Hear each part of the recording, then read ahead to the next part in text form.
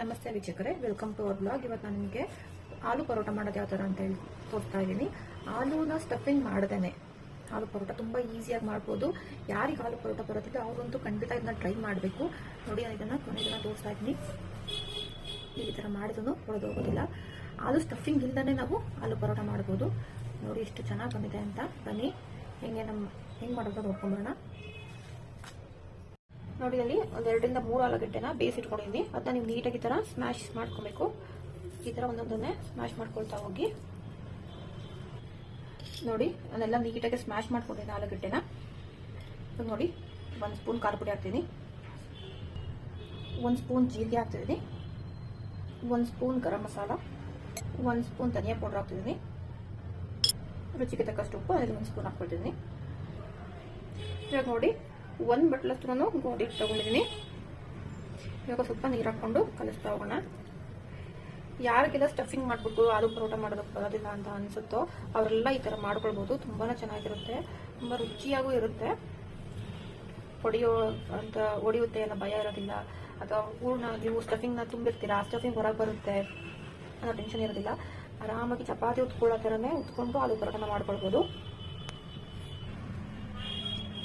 ನೋಡಿ, ಇವಾಗ ಇಷ್ಟ ಕಲ್ಸ್ಕೊಂಡಿದ್ದೀನಿ. ಇದ್ರಲ್ಲಿ ಸ್ವಲ್ಪ ಎಣ್ಣೆ ಹಾಕ್ಬಿಟ್ಟು ರೆಸ್ಟ್ ಮಾಡಕ್ಕೆ ಬಿಡೋಣ ಅಂತ ಸ್ವಲ್ಪ ಹೊತ್ತು.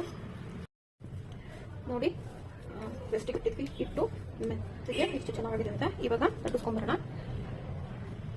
ಈ ಥರ ಸಣ್ಣ ಸಣ್ಣ ಭಾಗದ ಕಟ್ ಮಾಡ್ಕೊಂಡಿದ್ರ ನೀವು ಉಳ್ಳೆ ಮಾಡ್ಕೊಳ್ಬೇಕು. ನೋಡಿ, ಇದ್ರ ಮೇಲೆ ಹಿಟ್ಟನ್ನ ಉದುರಿಸ್ಕೊಂಡು ಲಟ್ಟಿಸ್ಕೊಳ್ಬೇಕು. ಇದನ್ನ ನೀವು ಸ್ಮೂತಾಗಿ ಲಟ್ಟಿಸ್ಕೋಬೇಕು. ಯಾಕೆಂತಂದ್ರೆ ಇದರಲ್ಲಿ ನಾವು ಆಲೂಗಡ್ಡೆನ ಸ್ಮ್ಯಾಶ್ ಮಾಡಿ ಹಾಕಿದ್ವಿ. ಸೊ ಅದರಿಂದ ಇದು ತುಂಬ ಜೋರಕ್ಕೆ ಮೆತ್ತಗಿರೋದ್ರಿಂದ ತುಂಬ ಜೋರಾಗಿ ನೋಡಿ ಲಟ್ಟಿಸ್ತಾ ಹೋದ್ರೆ ಅಂಟ್ಕೊಂಡ್ಬಿಡುತ್ತೆ. ಅದು ನಿಧಾನಕ್ಕಿಗೆ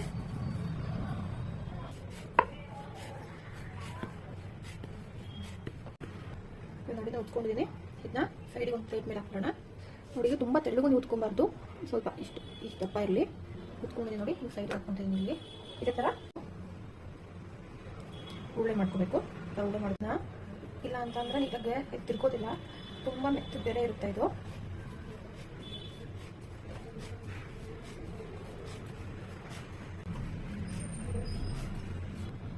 ನೋಡಿ, 2 ಆಗಿದೆ.